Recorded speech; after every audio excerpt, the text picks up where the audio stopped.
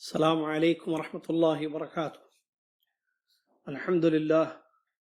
الحمد لله رب العالمين، والصلاة والسلام على رسوله الأمين، أما بعد. أعوذ بالله من الشيطان الرجيم. بسم الله الرحمن الرحيم. يا أيها الذين آمنوا اتقوا الله حق تقاته ولا تموتن إلا وأنتم مسلمون. يا أيها الناس اتقوا ربكم الذي خلقكم من نفس واحدة وخلق منها زوجها وبث منهما رجالا كثيرا ونساء، واتقوا الله الذي تساءلون به والأرحام إن الله كان عليكم رقيبا. يا أيها الذين آمنوا اتقوا الله وقولوا قولا سديدا يصلح لكم أعمالكم ويغفر لكم ذنوبكم، ومن يطع الله ورسوله فقد فاز فوزا عظيما. قال الله سبحانه وتعالى: وإذا قرئ القرآن فاستمعوا له وأنصتوا لعلكم ترحمون. واذكر ربك في نفسك تضرعا وخيفة ودون الجهر من القول بالغدو والآصال ولا تكن من الغافلين. إن الذين عند ربك لا يستكبرون عن عبادته ويسبحونه وله يسجدون. تمام تعریف اس اللہ تبارک و تعالیٰ کے لیے ہے جس اللہ تبارک و تعالیٰ نے ہم سب کو دنیا میں اس لیے پیدا فرمایا تاکہ ہم اللہ کی عبادت کریں، اس پر ایمان لاتے ہوئے، اور اس کی عبادت میں کسی کو شریک نہ کریں۔ سبحان اللہ و بحمدہ، سبحان اللہ العظیم۔ صلاۃ والسلام اس کے بعد پیارے نبی امام الانبیاء محمد الرسول اللہ صلی اللہ علیہ وسلم کی ذات گرامی پر کہ جنہوں نے ہم تک اللہ کا دین پہنچایا، جنہوں نے نماز پڑھی، طریقہ سکھایا، روزہ رکھا، احکام بتایا، حج کیا، مسائل بیان کیے، ہر عبادت کو بخوبی انجام دیا اور اپنی امت کو ایک بہترین طریقہ بتا دیا۔ اللہم صلی علی محمد وعلی آل محمد كما صليت على إبراهيم وعلى آل إبراهيم إنك حميد مجيد. اللهم بارك على محمد وعلى آل محمد كما باركت على إبراهيم وعلى آل إبراهيم إنك حميد مجيد. حمد و صلات کے بعد آج 14 رمضان المبارک 1441 ہجری مطابق 7 مئی 2020 عیسوی مختصر قرآنی احکام کا خصوصی رمضان کا درس یا رمضان کے دروس آپ کی خدمت میں پیش ہے۔ آج ہم آپ کی خدمت میں سورہ اعراف کی آیت نمبر 204 اور 205 اور 206 تین آیتیں مسلسل، جو کہ سورہ اعراف کی آخری آیتیں ہیں، 204 205 206 لے کر حاضر ہوئے ہیں۔ اللہ تبارک و تعالی ارشاد فرماتا ہے: وَإِذَا قُرِئَ الْقُرْآنُ فَاسْتَمِعُوا لَهُ وَأَنصِتُوا لَعَلَّكُمْ تُرْحَمُونَ۔ جب قرآن پڑھا جائے تو اس کو غور سے کان لگا کر سنو یا سنا کرو اور خاموش رہو، امید کہ تم پر رحم ہو، تم رحم کیے جاؤ۔ وَاذْكُرْ رَبَّكَ فِي نَفْسِكَ تَضَرُّعًا وَخِيفَةً، اور اپنے رب کو اپنے دل میں عاجزی اور خوف کے ساتھ اور پست آواز سے صبح شام یاد کرتے رہو۔ وَاذْكُرْ رَبَّكَ فِي نَفْسِكَ تَضَرُّعًا وَخِيفَةً وَدُونَ الْجَهْرِ مِنَ الْقَوْلِ بِالْغُدُوِّ وَالْآصَالِ وَلَا تَكُن مِّنَ الْغَافِلِينَ، اور اپنے رب کو اپنے دل میں عاجزی اور خوف کے ساتھ اور پست آواز، دھیمی آواز سے صبح شام یاد کرتے رہو، اور ان لوگوں میں سے مت ہو جانا جنہوں نے غفلت برتی یا غفلت میں جو پڑے ہوئے ہیں۔ ان الذین عند ربک لا یستکبرون عن عبادته ویسبحونہ وله یسجدون، یقیناً جو لوگ آپ کے رب کے پاس ہیں وہ اللہ کی عبادت سے تکبر نہیں کرتے اور اس کی تسبیح یعنی پاکی بیان کرتے رہتے ہیں اور اس کو سجدہ کرتے رہتے ہیں۔ یہ معزز سامعین، لائف مکسلار پر آپ کی خدمت میں یہ درس پیش ہے۔ جیسا کہ معلوم ہر دن رات میں سعودیہ بلکہ جدہ کے ہیں، کیونکہ دوسرے شہروں کی ٹائمنگ الگ ہوتی ہے۔ جیسے کوئی صاحب جبیل کے آج افطار میں فون کرنے لگے، وہاں جلدی افطار ہوتا ہے تو یہاں نہیں ہوتا ہے۔ بہرحال تو جدہ کے 8:30 بجے سے لے کر ٹھیک 9 بجے تک آدھا گھنٹے کا یہ خصوصی درس آپ کی خدمت میں پیش ہوتا ہے۔ آپ کو معلوم ہے مختصر احکام ہیں، تو 3 آیتیں یہ آخری کی سورہ اعراف کی آج ہم سمجھتے ہیں انشاءاللہ، جس میں ہمارے لیے بڑے اہم احکام ہیں۔ پہلی آیت میں اللہ تعالیٰ نے یہ حکم دیا کہ جب بھی قرآن پڑھا جائے تو 2 چیزوں کا اللہ نے اس آیت میں حکم دیا۔ جب بھی قرآن پڑھا جائے فَاسْتَمِعُوا لَهُ وَأَنصِتُوا، غور سے کان لگا کر اس کو سنو اور خاموش رہو، امید کے یا شاید کے مطلب امید کے تم پر رحم کر دیا جائے۔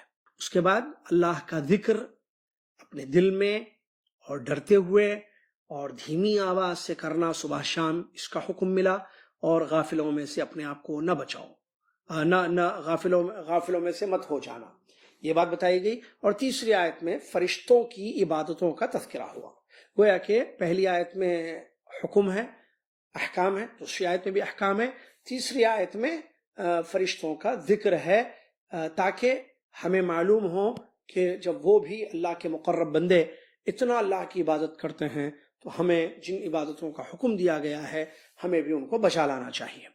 ان آیتوں کا سبب نزول ہے، ٹھیک ہے، جس کو ہم شان نزول کہتے ہیں، سبب نزول، ریزنز کی ضمن میں یہ آیتیں اتری ہیں۔ اس کے بارے میں تھوڑا سا اختلاف ہے مفسروں کے درمیان کہ یہ آیتیں کن کے بارے میں اتری ہیں، کیا مشرکوں کے بارے میں اتری یا مسلمانوں کے بارے میں اتری۔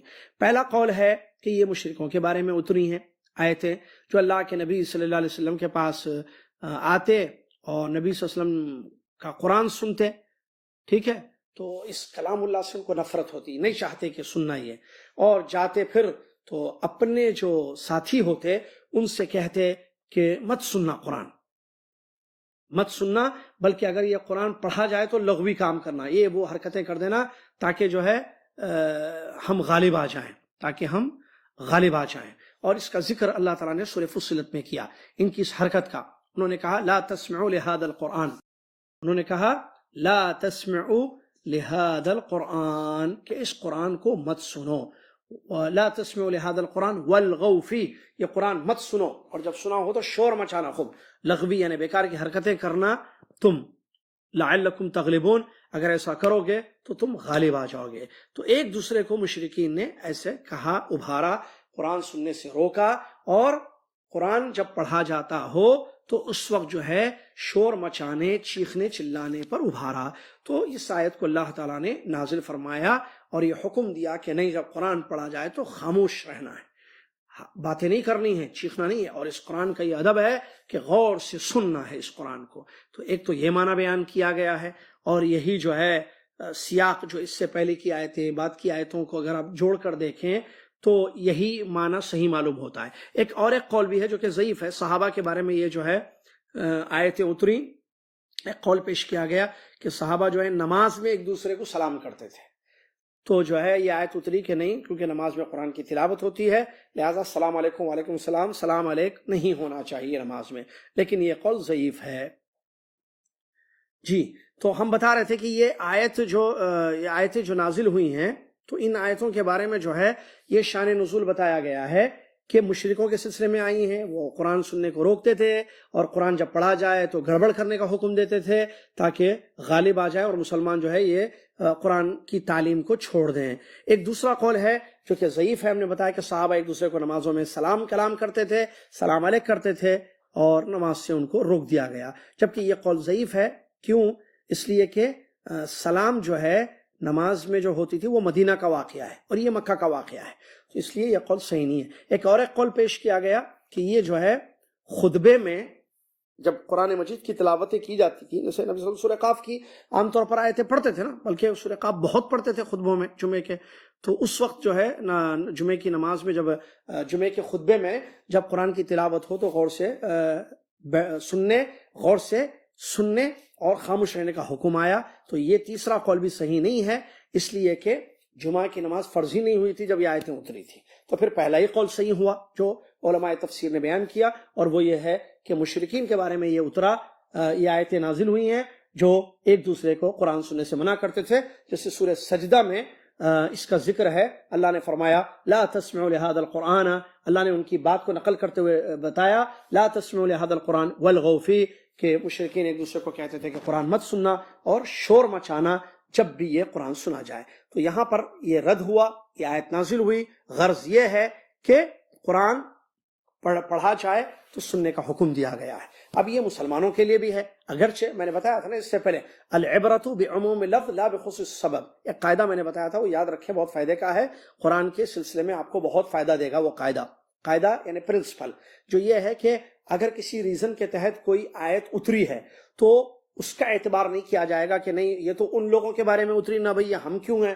مطلب جیسے ابھی اسی آیت کو دیکھیے آپ، یہ آیت کس کے بارے میں اتری؟ مشرکین۔ تو آج ہم جو مسلمان ہیں، جو قرآن کو وہ تم نہیں مانتے تھے، ان کو بتایا گیا بھائی اللہ کا کلام پڑھا جائے تو تم شور کیوں مچاتے ہو، تم باتیں کیوں کرتے ہو، خاموش بیٹھ کر غور سے سنو، خاموش بیٹھ کر غور سے سنو۔ ان کو جب حکم ملا، ہم کو تو بدرجہ اولا ہے، ہم تو ماننے والے ہیں قرآن کو، اللہ رسول پر ایمان رکھنے والے ہیں، تو ہم کس طریقے سے جو ہے قرآن جب پڑھا جائے تو کیسے جو ہے ہم شور مچا سکتے ہیں یا نعوذ باللہ من ذالک گڑبڑ کر سکتے ہیں؟ بالکل جائز نہیں ہے، یہ حرام ہے۔ اس لیے بتایا گیا وَإِذَا قُرِئَ الْقُرْآنُ فَاسْتَمِعُوا لَهُ وَأَنصِتُوا، جب قرآن پڑھا جائے تو غور سے سننا۔ استمعوا، دیکھیں ایک ہوتا ہے سمع، ایک ہوتا ہے استمع۔ عربی گرامر جو جانتے ہیں ان کو شاید یہ پتا ہو کہ سمع کا مطلب ہوتا ہے سنا، استمع یعنی غور سے سنا، دو الگ الگ چیزیں ہیں، ٹھیک ہے؟ یہاں فاستمعوا ہے یا فاسمعوا ہے؟ اگر فاسمعوا ہوتا تو اس کا مطلب صرف اس کا ترجمہ یہ ہوتا کہ بس سننا، آپ قرآن پڑھا جائے تو آپ سنیے اس کو، لیکن یہاں ہے استمعوا، وَإِذَا قُرِئَ الْقُرْآنُ فَاسْتَمِعُوا، جب قرآن پڑھا جائے تو تم غور سے سننا، تم غور سے سننا۔ یہ استماع یعنی کان لگا کے سننا جس کو کہتے ہیں، جس کو اردو میں کہتے ہیں غور سے سننا، جس کو کہتے ہیں غور سے سننا۔ تو اسی صورت میں یہ جو ہے حکم ملا ہے کہ قرآن کی تلاوت ہو تو ظاہر بات ہے، آپ کو معلوم ہے قرآن اللہ کا کلام ہے، وہ پڑھا جائے تو بات کیسے کریں گے؟ بعض لوگ جو ہے اس آیت پر عمل نہیں کرتے ہیں، بہت سارے قرآن پڑھا جاتا ہے، اسپیشلی خیر ابھی تو مسجدیں بند ہیں، آپ کو یاد ہوگا کہ تراویح میں قرآن پڑھا جاتا ہے، تراویح میں بھی قرآن کی تلاوت ہوتی ہے، اور اگر گھروں میں یہ ہو رہا ہے تو سختی سے منع کرنا چاہیے۔ مسجدوں میں جو چیز دیکھنے میں آئی تھی پچھلے رمضانوں میں کہ جب قرآن کی تلاوت ہو رہی ہے، تراویح کی نماز پڑھی جا رہی ہے، امام صاحب جو ہے آیتوں پر آیتیں پڑھتے جا رہے ہیں اور پیچھے بچے کھیلتے جا رہے ہیں۔ اب وہ بچوں کو بولیں یا ان کے ماں باپ کو بولیں کہ ماں باپ کیا اتنا ادب اپنی اولاد کو نہیں سکھاتے کہ قرآن جو ہے اللہ کا کلام ہے، اس کی ایک حرمت ہے، اس کی ایک تعظیم ہے، اس کا ایک ادب ہے اللہ کے کلام کا۔ ایک بڑا آدمی کوئی گفتگو کرے تو کیا ادب ہے؟ مجلس کے ایک آداب ہوتے ہیں، اگر کوئی آدمی بات کر رہا ہے تو اس کی بات کو نہیں کاٹا جائے گا۔ اگر کوئی بڑا آدمی آپ سے بڑا ہے، علم میں، عمر میں، رشتے میں، بات کرے تو ظاہر بات ہے چھوٹا بھی بات کرے تو ادب یہ ہے کہ آپ اس کی بات کو کمپلیٹ سن لیں، کاٹنا نہیں، قطع الکلام جس کو کہتے ہیں عربی میں، بات کاٹ کے اس کو روک کے دیکھو سنیے ایک بات بولنا چاہتا اپنی بات کرے، یہ اس کو بد اخلاقی کہتے ہیں۔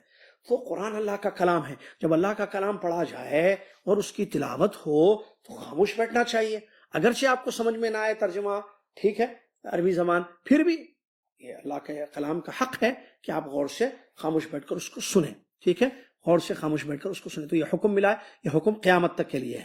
اگر کوئی مسجد میں بیٹھ کر قرآن پڑھ رہا ہے، کیونکہ قرآن دو شکلوں میں پڑھا جائے گا، ایک تو یا تو نماز کے اندر پڑھا جائے گا یا آدمی ایسے ہی بیٹھ کر تلاوت کرے گا، ٹھیک ہے، یا جو ہے کہ آڈیو وغیرہ وہ بھی تلاوت ہی ہوتی ہے۔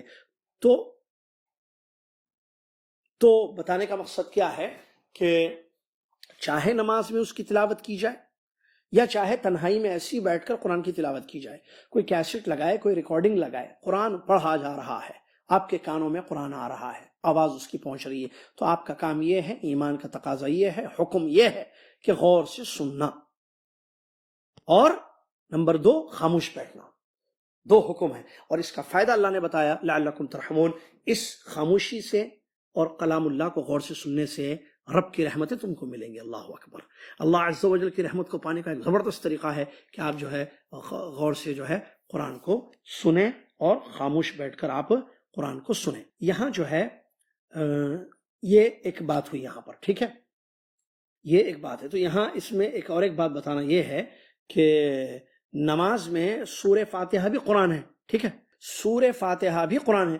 تو جب سورہ فاتحہ پڑھی جائے تو پیچھے مقتدی سورہ فاتحہ پڑھنا یا نہیں پڑھنا، یہ ایک کافی اختلافی مسئلہ ہے، آپ کو معلوم ہونا چاہیے۔ اختلاف تو ہر مسئلے میں موت کے سوا، ویسے آدمی کو دیکھنا چاہیے کہ دلیلوں کی روشنی میں کیا ہے۔ ابھی جیسے آج کل چل رہا ہے نا، لوگ زیوروں کی زکوٰۃ کا مسئلہ ہے یا ایسے اور بھی مسائل ہوتے ہیں، بھائی دلیل کیا کہتی ہے، صحیح قول کیا ہے علماء کا، یہ انسان کو دیکھنا چاہیے۔ ہم پابند ہیں دلیل کو فالو کرنے کے، جیسا کہ اللہ نے فرمایا اتبعوا ما انزل الیکم من ربکم ولا تتبعوا من دونہ اولیاء۔ جب تم اس چیز کو فالو کرو یا اس چیز کی اتباع کرو جو تمہارے رب کی طرف سے اتاری گئی ہے، اور اس کو چھوڑ کر کسی اور چیز کی اتباع مت کرو۔ تو دلیلوں کے حساب سے مسئلے کو سمجھنا چاہیے، یا جو علماء دلیلیں صحیح بتاتے ہیں، زیادہ قوی قول ہے، اس پر عمل کرنا چاہیے۔ تو سورہ فاتحہ کا پڑھنا نماز میں خاموشی کے ساتھ، یہ اس میں ہے یا نہیں ہے، اس سلسلے میں جو ہے اختلاف ہے۔ اختلاف میں کیا ہوا، کچھ نے جیسے اس سلسلے میں بتاؤں جو اختلاف ہے، تو ایک ہے احناف، حنفیہ جو کہتے ہیں مذہب حنفی، تو وہ لوگ کہتے ہیں کہ بالکل جو ہے، اچھا یہ مسئلہ کیا، قراءۃ خلف الامام کے نام سے مشہور ہے یہ مسئلہ، القراءۃ خلف الامام، امام کے پیچھے پڑھنا، تنہا پڑھنے کا مسئلہ نہیں ہے، امام کے پیچھے پڑھنا۔ تو احناف جو مذہب حنفی ہے، تو وہ لوگ یہ کہتے ہیں کہ ماموم جو امام کے پیچھے نماز پڑھنے والا انسان ہوتا ہے، یعنی مقتدی جن کی بات کر رہے ہیں، مقتدی، تو وہ بالکل نہ پڑھے۔ کیوں؟ کیونکہ امام پڑھ رہا ہے۔ تو ان کی دلیل کیا ہے؟ اس آیت سے انہوں نے دلیل لی کہ آگے دیکھو قرآن پڑھا جائے تو خاموش بیٹھنا ہے نا، تو یہاں سورہ فاتحہ قرآن ہے، امام صاحب پڑھ رہے ہیں، آپ پیچھے کیسا پڑھتے؟ آپ پڑھے تو پھر خاموش نہیں بیٹھے، تو آپ بھی پڑھ رہے ہیں نا، اس کا مطلب تو یہ دلیل ہے کے لیے، ٹھیک ہے۔ اور یہ تو جہری نماز میں ہے، سری نماز میں بھی نہیں پڑھنا انہوں نے کہا۔ کیوں نہیں پڑھنا سری نماز میں؟ کیونکہ امام اگرچہ بآواز بلند نہیں پڑھ رہا ہے لیکن آہستہ تو پڑھ رہا ہے نا وہ، تو اگر آپ بھی پڑھو گے تو منصت کہاں ہوں گے؟ یہاں منصت کا انصتو، خاموش بیٹھو، تو خاموشی کہاں ہوئی؟ آپ تو خاموش نہیں بیٹھے، یہ انہوں نے دلیل لی۔ اور اللہ کے نبی صلی اللہ علیہ وسلم کی ایک حدیث انہوں نے پیش کی ہے جو کہ ضعیف ہے حدیث، من صلی خلف الامام فقراۃ الامام لہ قراءۃ، جو امام کے پیچھے نماز پڑھے تو امام کی قراءت اس کی قراءت ہے۔ تو امام پڑھ رہے ہیں نا سورہ فاتحہ تو کافی ہے، الگ سے پھر اس کی ضرورت نہیں ہے، الگ سے پھر اس کی ضرورت نہیں ہے۔ ایک قول مالکیہ نے، یعنی مالکی ہے نا، امام مالک رحمۃ اللہ علیہ کو فالو کرنے، ان لوگوں نے کہا نہیں ایسا نہیں ہے، سری نمازوں میں تو پڑھے گا آدمی پیچھے امام کے، جہری نماز میں نہیں پڑھے گا۔ انہوں نے تو دونوں میں منع کر دیا احناف نے، اور مالکیہ کہتے ہیں سری میں پڑھے گا، جہری میں نہیں پڑھے گا۔ انہوں نے اس آیت سے دلیل لی اور اس حدیث سے دلیل لی جس میں اللہ کے رسول نے فرمایا، جو صحیح حدیث ہے، لا صلاۃ لمن لم یقرأ بفاتحۃ الکتاب، اس آدمی کی نماز نہیں ہوتی ہے یا اس انسان کی نماز نہیں ہوتی جو سورہ فاتحہ نہ پڑھے۔ اور کہا کہ دیکھو یہ حدیث اور آیت میں منع ہے جہری میں، کیونکہ وہ جہر ہو رہی ہے، تلاوت ہو رہی ہے، تو آپ نہیں پڑھیں گے، پیچھے خاموش بیٹھیں گے۔ جہاں تک سری نمازیں ہیں جو ظہر اثر ہوتی ہیں تو اس سے حدیث دلیل ہے، کیا حدیث؟ کہ سورہ فاتحہ کسی کی نماز نہیں ہوتی جو سورہ فاتحہ نہیں پڑھتا۔ ایک بات۔ تیسرا قول، ایک آخری قول شافعیہ کا ہے، امام شوافع رحمۃ اللہ علیہ کو فالو کرنے والے، وہ لوگ کہتے ہیں کہ نہیں، جہری میں بھی اور سری میں بھی، دونوں میں بھی پڑھے گا۔ جہری میں تو پڑھے گا، سری میں بھی پڑھے گا۔ اور دلیل دیتے ہیں کہ کب پڑھے گا؟ کہتے ہیں کہ جب جہری نماز ہو تو جو سکتات ہوتے ہیں، امام کے ساتھ ساتھ پڑھنا منع ہے، امام پڑھے تو آپ خاموش بیٹھیے، لیکن امام پڑھ لے اس کے بعد آپ پڑھیے۔ جیسے امام کہتا ہے الحمدللہ رب العالمین، ہلکا سا کچھ لمحے خاموش رہتا ہے امام، آپ الحمدللہ رب العالمین پڑھ لیجئے، تو گویا کہ آپ جب وہ پڑھ رہا تھا تو آپ خاموش بیٹھ کے سن لیے۔ الرحمن الرحیم، الرحمن الرحیم، مالک یوم الدین، مالک یوم الدین، تو اس طریقے سے جو ہے پڑھنا چاہیے، یہ وہ کہتے ہیں۔ اور دلیل ان کی یہ ہے کہ قرآن میں جو روکا گیا ہے تو نماز میں جب پڑھا جائے تو جب امام پڑھ رہا ہو ساتھ ساتھ مت پڑھیے، آپ امام کے پیچھے پیچھے پڑھیے آپ، تاکہ جو ہے عمل اس کا ہو جائے۔ کیوں؟ کیونکہ کہتے ہیں کہ حدیث میں انہوں نے دلیل لی کہ اللہ کے نبی صلی اللہ علیہ وسلم نے حدیث میں عمومی طور پر کہا لا صلاۃ لمن لم یقرأ بفاتحۃ الکتاب، نماز سورہ فاتحہ کی جو سورہ فاتحہ نہیں پڑھتا اس کی نماز نہیں ہوتی ہے، جو سورہ فاتحہ نہیں پڑھتا اس کی نماز نہیں ہوتی ہے۔ تو اگر آپ غور کریں تو بہرحال جہری نمازوں میں امام کے پیچھے سورہ فاتحہ پڑھنے کی تائید بھی صحیح حدیثوں سے ہوتی ہے۔ اگر آپ یہ تو تین اقوال سنیے، اب آئیے آپ صحیح بات کیا ہے اگر آپ چیک کریں تو سورہ فاتحہ امام میں جہری نماز میں بھی پڑھنا چاہیے۔ کیوں؟ کیونکہ اس کی دلیل میں حدیث موجود ہے۔ ابو داؤد کی ایک صحیح حدیث ہے جس میں یہ ہے کہ پیارے نبی صلی اللہ علیہ وسلم فجر کی نماز پڑھا رہے تھے اور پیچھے صحابہ قرآن پڑھ رہے تھے۔ فجر کی نماز نبی صلی اللہ علیہ وسلم فجر جہری ہوتی ہے، پیچھے صحابہ قرآن پڑھ رہے تھے، تو نبی علیہ الصلوۃ والسلام نے بیان فرمایا کہ مجھے ایسا محسوس ہو رہا تھا نماز میں کہ گویا کہ میں قرآن سے لڑ رہا ہوں، شاید کہ تم یعنی جھگڑ رہا ہوں قرآن سے، کیونکہ مجھے پیچھے سے آوازیں آ رہی تھی اور میں بھی پڑھ رہا تھا۔ تو اللہ کے رسول نے صاحب کیا شاید کہ تم اپنے امام کے پیچھے پڑھتے ہو؟ تو انہوں نے کہا کہ ہاں ہم پڑھتے ہیں۔ اللہ کے رسول نے فرمایا کچھ مت پڑھو سوائے سورہ فاتحہ کے، اس لیے کہ جو سورہ فاتحہ نہیں پڑھتا اس کی نماز نہیں ہوتی ہے۔ تو واضح طور پر اس میں دلیل آ گئی ہے۔ اور ابو ہریرہ رضی اللہ عنہ جس حدیث کے راوی ہیں نا، ابو ہریرہ رضی اللہ عنہ جنہوں نے اس حدیث کو روایت کیا، کون سی حدیث؟ جس حدیث میں نبی صلی اللہ علیہ وسلم نے فرمایا کہ اس آدمی کی نماز نہیں ہوتی ہے جو سورہ فاتحہ نہیں پڑھتا۔ ان سے پوچھا گیا آپ کہتے ہیں کہ امام جو سورہ فاتحہ نہیں پڑھتا اس کی نماز نہیں ہوتی ہے، تو جب ہم امام کے پیچھے پڑھ رہے ہوں، امام پڑھا رہا ہو، ہم پڑھ رہے ہوں، تو تب کیا کریں؟ کہا کہ اقرا بہا فی نفسک، تو تم آہستہ پڑھ لو دل میں۔ انہوں نے تو گویا کہ صحابی جنہوں نے روایت کیا ہے اس کو ہم سے زیادہ سمجھتے ہیں، ہم سے زیادہ جانتے ہیں، لہٰذا اس کو سمجھنا چاہیے۔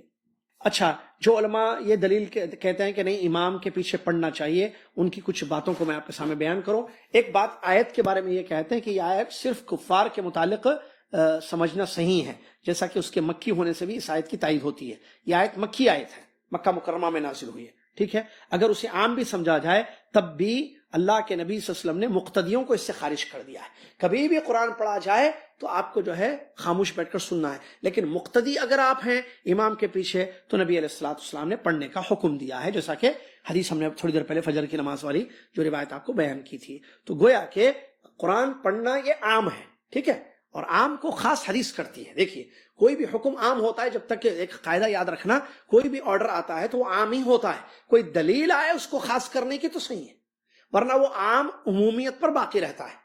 العام يحمل على عمومه حتى يأتي ما يخصصه، یہ پرنسپل ہے، قاعدہ ہے، یاد رکھنا۔ کوئی بھی آرڈر عام ہی ہوگا، خاص کب ہوگا؟ جب کوئی دلیل آئے گی۔ تو یہ آیت عام ہے، جب بھی قرآن پڑھا جائے، ریڈیو میں ادھر ہے آدمی پڑھ رہا ہے، ادھر پڑھ رہا ہے، نماز میں پڑھا جائے، تنہائی میں پڑھا جائے، خاموش بیٹھنا ہے۔ حدیث آ گئی نماز میں امام کے پیچھے سورہ فاتحہ پڑھو، مگر سورہ فاتحہ کی نماز نہیں ہوتی ہے، تو یہ حدیث خاص کر رہی کہ اگر نماز کی حالت میں اگر آپ پیچھے ہیں تو اسی صورت میں آپ کو پڑھنا صحیح ہوگا۔ بالکل اسی طریقے سے جیسے جو ہے سارق و سارقۃ وغیرہ آیتیں آئی ہیں نا کہ چوری کرنے والا مرد، چوری کرنے والی عورت، ان کا ہاتھ کاٹ دو، عام ہے۔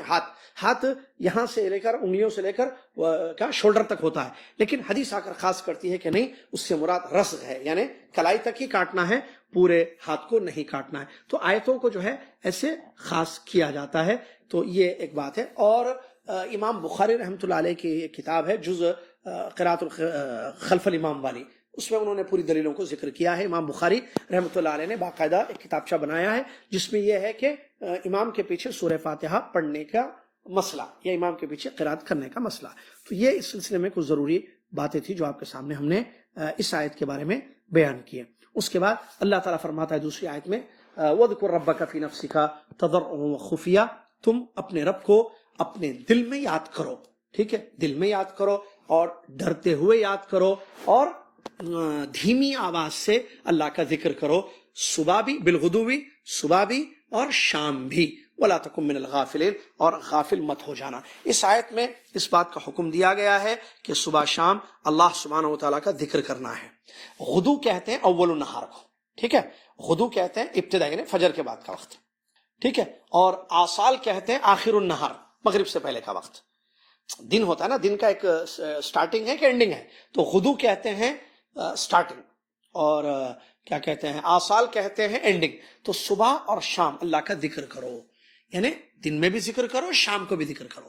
اچھا، ذکر میں یہاں بتایا گیا اللہ کا ذکر جو ہے یہ عبادت ہے، اللہ تبارک و تعالیٰ کا یہ حکم ہے کہ اللہ کا ذکر کیا جائے، اللہ کا ذکر کیا جائے۔ ویسے تو یہ دو وقتوں کا ذکر اللہ تعالیٰ نے کیا، صبح اور شام، کیا اس کے علاوہ راتوں میں اللہ کا ذکر نہیں ہوگا، دوپہر میں نہیں ہوگا؟ نہیں، بالکل ہوگا، لیکن خاص طور سے یہ دو کو بیان کیا گیا ہے، خاص طور سے یہ دو اوقات کو غدو اور آصال، صبح اور شام کو بیان کیا گیا ہے. اور ذکر 3 چیزیں ذکر میں بیان کی گئی ہیں.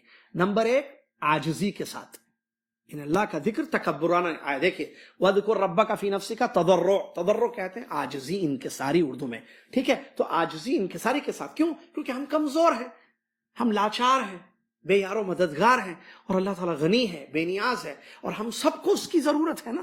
تو کیسے یاد نہیں کریں گے اللہ کو؟ اس کو ہماری ضرورت نہیں ہے، وہ بے نیاز ہے، غنی ہے. وہ ہم فقراء ہیں، ہم مساکین ہیں، ہم محتاج ہیں. تو اسی لیے ذرا کہ جب ذکر کرو اللہ کا، جب یاد کرو، عاجزی تمہارے اندر ہونی چاہیے. جتنی عاجزی ہوگی اللہ تعالیٰ اتنا پسند کرے گا اس ذکر کو. تو پسند کرے گا تو آپ جو اللہ کو یاد کرو گے تو اللہ آپ کو یاد کرے گا اور آپ کے کام بنا دے گا. حدیثوں میں بڑی اس کی فضیلت آئی ہے. تم اللہ کو اپنے دل میں، تم اللہ کو اپنے نفس میں یاد کرو، اللہ اپنے نفس میں تمہیں یاد کرتا ہے. تم لوگوں کے سامنے اللہ کو یاد کرو، اللہ فرشتوں کے سامنے یاد کرتا ہے جو تمہارے لوگوں سے زیادہ اچھے لوگ ہیں، یعنی اچھی مخلوق ہیں. تو اس طریقے سے ذکر، اور بہت ساری آیتیں ہیں، وقت نہیں ہے ہمارے پاس، اتنی آیتیں ہیں ذکر اللہ کی. وَاذْكُرُوا اللَّهَ ذِكْرًا كَثِيرًا وَالذَّاكِرِينَ إِنَّ اللَّهَ كَثِيرًا وَالذَّاكِرَاتِ. اللہ کا ذکر کثرت سے کرو، اللہ کا ذکر کرنے والے مرد، اللہ کا کثرت سے ذکر کرنے والے مرد، اللہ کا کثرت سے ذکر کرنے والی عورتیں وغیرہ. حتیٰ کہ آپ کو معلوم ہونا چاہیے یہ جو اللہ تعالیٰ کا ذکر ہے، یہ میدان جنگ میں بھی اللہ نے فرمایا کہ اللہ کا ذکر کرو، اللہ کو مت بھولو. اور اس ذکر کی ایک بڑا فائدہ آپ کو معلوم ہے، باڈی میں قوت پیدا ہوتی ہے.